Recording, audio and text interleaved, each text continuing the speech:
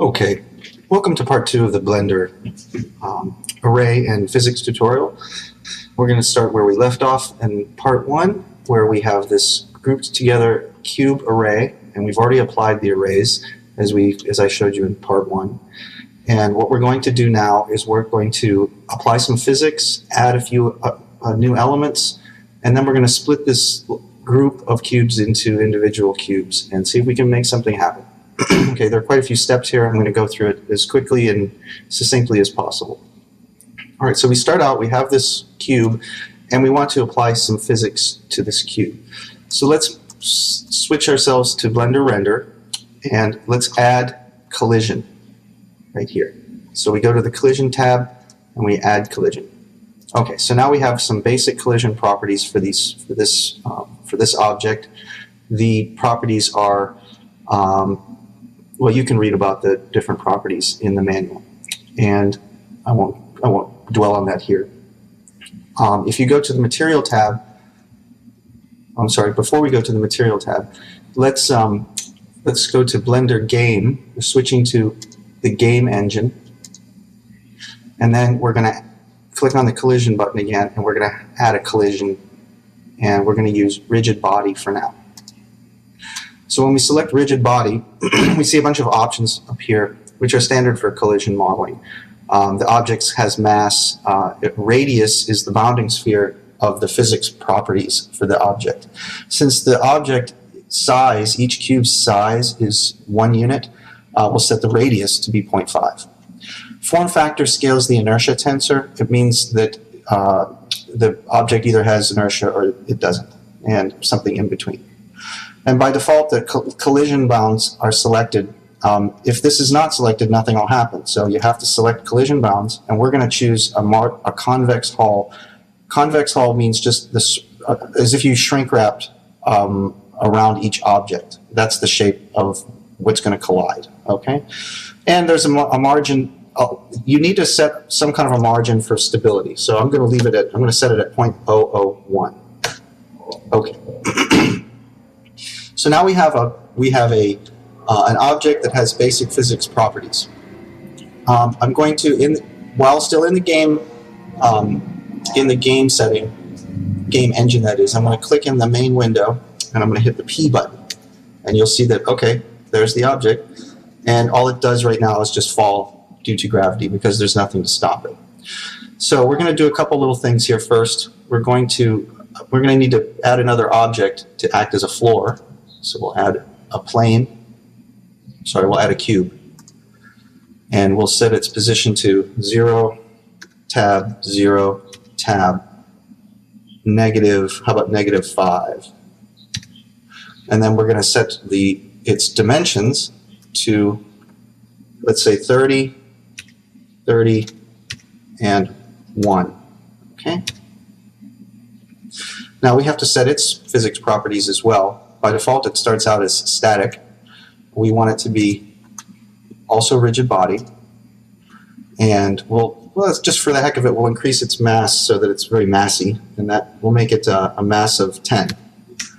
Radius will need to be 0.5 again, and we'll leave the rest of the settings the same. Now, if I hit the P button right now, funny business happens. Okay? That's because we didn't set the collision bound. So let's set the collision bound to be a convex hull, once again, with a margin of 0.001. Okay. Now, hopefully, when I hit the button, everything should just fall. P, and sure enough, everything just falls. That's good. So we don't want the floor to fall. We want it to be fixed. So we're going to lock it in translation and rotation. Okay, so now when I hit the P button, the box falls and hits the plane. Great, that's exactly what we want. Okay, so a couple little details we have to do here. I need to move the light out of the way of into the viewing space so we have better lighting. So let's select the lamp, and then I'll just drag it by left-clicking on left-clicking on the x-axis. Pull it out, and then I'll left click on the y-axis and move it towards the camera, It's usually a pretty good starting point for lighting, is to put a light near the camera. Now if I hit the P button, hit the P button, now we have a little bit better lighting. It's very rudimentary, but it's good enough for now. And you can see what's going on. Okay, so we don't want the whole thing just to fall at once. We want it to divide into all its individual bricks. So we're just going to have to ungroup or split apart this object. All right, so we'll do that in the edit mode. So we're going to switch to, first I'll select it, right click, and then I'll go to edit mode. And now when I'm in edit mode, I'm going to hit the P button. Note that these buttons do different things in different modes. And I'm going to choose by loose parts. Now, as you might recall, we left a little tiny gap in between each of these blocks when we created the array. So this is one of the reasons why we did that. So P, separate by loose parts. And it's going to take a minute because there's over 1,000 cubes in this array, and it takes maybe 30 seconds for this operation to complete. So we'll just wait. And eventually it'll be done. Okay, so now the box is completely broken apart. Each box will retain the same physics properties as inherit that from the original group. And if I hit the P button now, oops, I have to go back to object mode first. Object mode. Now if I hit the P button, something good should happen. Aha! Okay, so that's better than it was. We got the boxes to split apart, but this physics is not very realistic. We need to set some other properties. Okay, before we set these properties though, there's one little detail that we have to do. Now you see all those cubes are in all these cubes are in the object list. You remember these empty coordinate systems that we created in part 1? Well, we need to turn them off at this time. We're going to keep them there just for posterity, but we're going to turn them off, which means that they won't be selected in the viewport. You'll see why later. So I'm going to turn those off. Okay. Now what I'm going to do is we need to change the properties, the material properties and the physics properties for all of these cubes. And we don't want to do it cube by cube. That would take a while. We want to do it all at once. But there's no way to do that directly in Blender. So in order to solve this problem, in other words, if I select them all and I change a property, it only changes it for one of the cubes. So what I've done is I've written a script to provide this capability to change all the properties of an object at once. So here we go. We're going to switch this bottom pane from the timeline to the text editor. Okay, let's give ourselves a little room here. And we're going to load a script. This is a script I've already written, and I'll provide it to you. Open script, or open that is. And the script is located in the directory of my computer, Documents and Blend New, and here's the script. It's called Change Group Properties. All right. What this script does is that for anything that you have selected in this window, you can then run this script and you can change the properties of any of these objects. So scripts in Blender are written using the Python programming language, and you should look up Python and see, maybe look at some of its basic functions. It's a very popular and extremely robust programming language, and it's really it's used in a lot of programs like Maya, Blender, I think even Pro Engineer, to create scripts to control object behavior. So what this script does is very simple. It imports, the first thing it does is import BPY, which is basically the database of all of the object properties in your scene. Then it says for OB, for every scene, for every object that's selected, it's just going to append it to a list. So it makes a list of selected objects in the scene. So let's go ahead and select these objects. I'll hit the B button, and then left click and drag. Okay, now all the cubes are selected. Just as a note, we turned off these empty coordinate systems because we don't want them to be selected when we do this operation. Okay. So now what the next part of this script does, and this is it, this is the whole thing, is it cycles through every selected object and sets these properties. So instead of setting them over here using these buttons, we're just going to set them using the script. So let's edit this a little bit. I want to go back. I want it to have dynamic. I want to turn off dynamic behavior. So I comment that out, and I'm going to uncomment rigid body, because we're going to use the rigid body. We're using convex hull, that's fine. Form factor 0.5, that's fine for now. Radius, mass, damping. And now here's two other important properties. These properties are located in the materials section. Okay, so if I go to material and I scroll down, here's the physics properties for the material.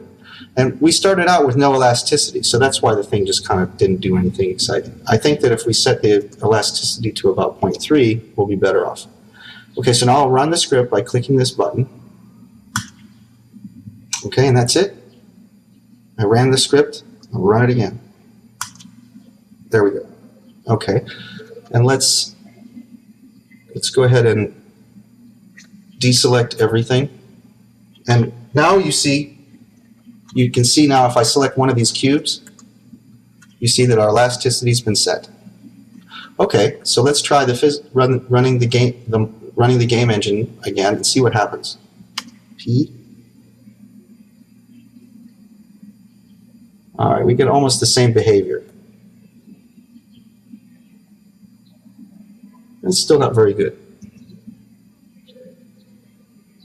Pause. Okay, so let's also do one more thing. Let's switch our model from rigid body to dynamic. Okay, so we comment out rigid body, uncomment dynamic, and once we use dynamic physics, the physics will look a lot more realistic. Okay, so we have to go back to selecting the object. I'll hit the B button, drag. Okay, so that's the current object, and I'm going to run the script. Okay, I guess that's it. Let's click it again just for the heck of it. It went so fast I didn't even see it. Okay, click A again, and we should have dynamic. Let's click on a, yeah, so now everything's dynamic, and we'll leave the floor as rigid body. Okay, so now when I click P, something interesting is going to happen, I think. Okay, here we go. Oh, wow. That's pretty interesting. So all the boxes just bounce flat, and that makes sense because everything is exactly perpendicular. Okay, so, oh, that's very interesting. And it's just going to continue like that. So, okay, well, that's not super interesting. Let's do something else. Let's go ahead and rotate the plane a bit about the y-axis so they'll sort of spill like that. Hopefully they'll sort of spill off of the plane. Now I'll hit P. Okay, great. That looks pretty good. It's a pretty good starting point. All right, so we have a collapsing, spilling thing. All right. So now that we've accomplished this, and we have a pretty good idea of what the physics are, let's go ahead and shoot at this brick with a bullet, a sphere, in fact. So I'm going to set the plane back to 0, rotation back to 0. We're going to add a sphere. We'll add a UV sphere. I think before I do this, I'm going to actually save a backup. Save as, call it part 2, part 2B, just for the heck of it. Save. All right, so now we have a backup in case it crashes. Okay, so now we save it. Now we're going to add a sphere, a UV sphere, and we'll leave it at its default size. We need to move it so that it's in the right position to hit the block. Okay. And we need to, once again, we're going to need to add some properties. We want it to have rigid body, or I'm sorry, dynamic physics. Okay. We want it to have collision bounds, and once again, we'll use convex hull, and we'll set the margin 0.001. Okay. And how about some material properties? I guess we'll have to go back to render, huh? And we'll add a material. Let's make its color bluish.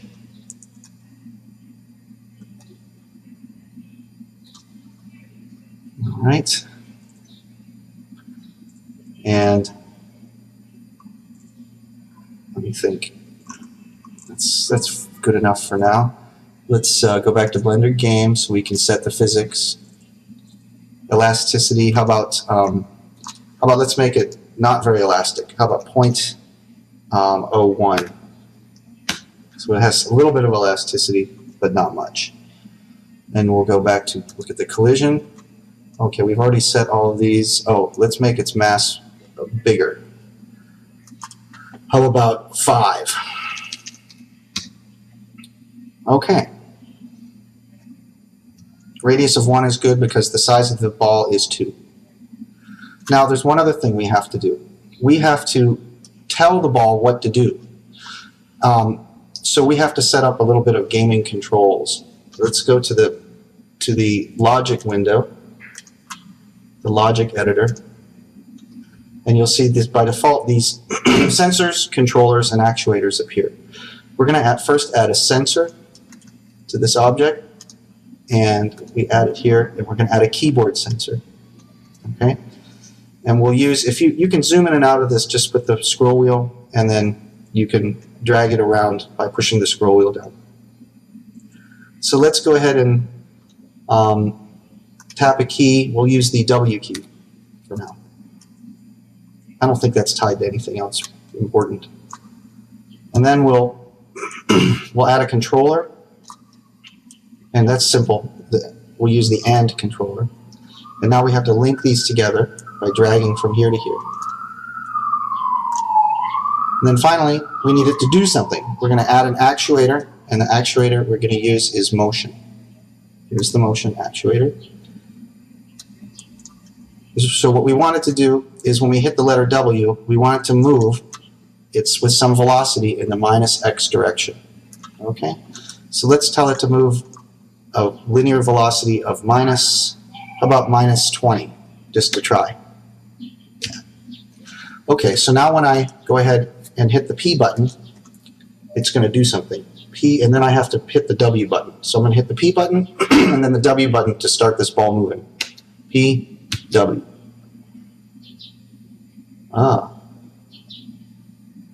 Okay, so technically it did work, but you can see that there's a little dent here in the box.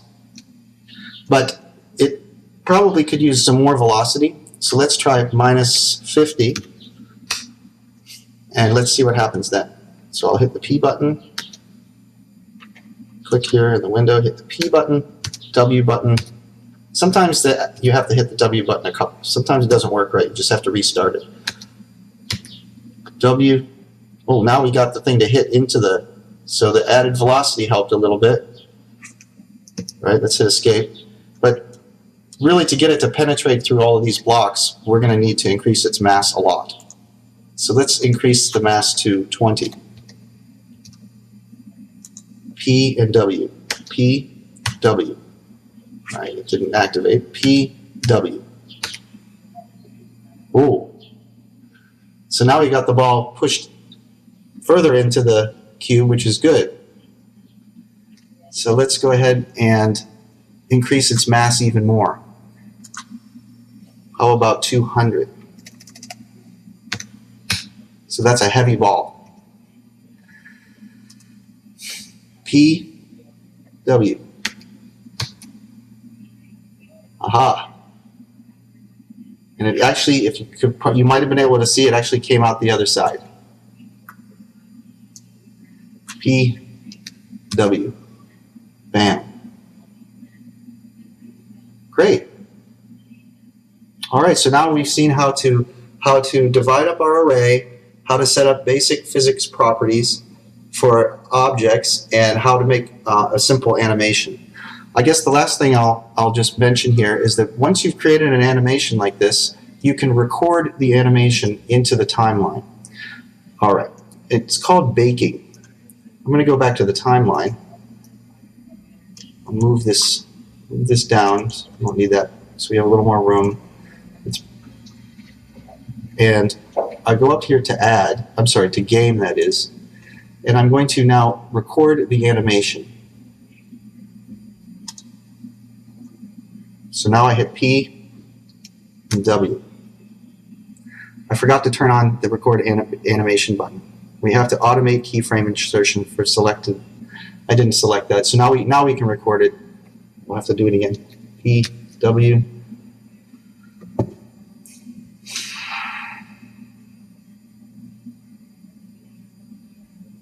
And we're waiting.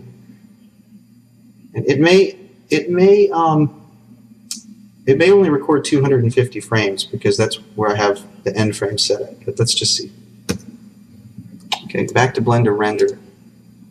And there we are. There we have it. It recorded all of the frames. You can see that these little lines represent where keyframes have been recorded. Okay? So all the keyframes have been recorded. We can now play back this object behavior in the timeline. Okay, I'm just dragging along the timeline. All right. If I hit play, it's going to play the animation in real time.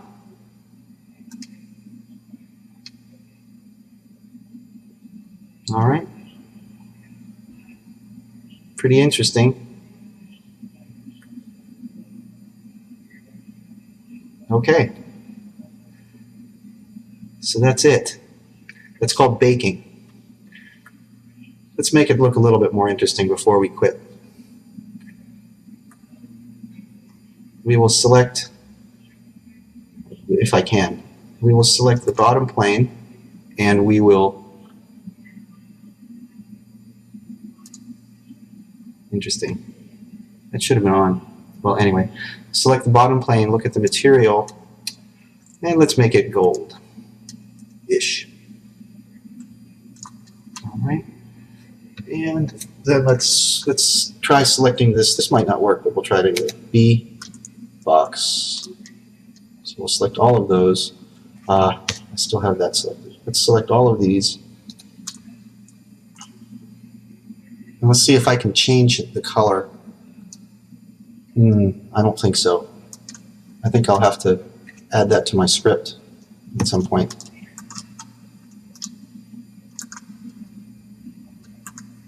Try one more time.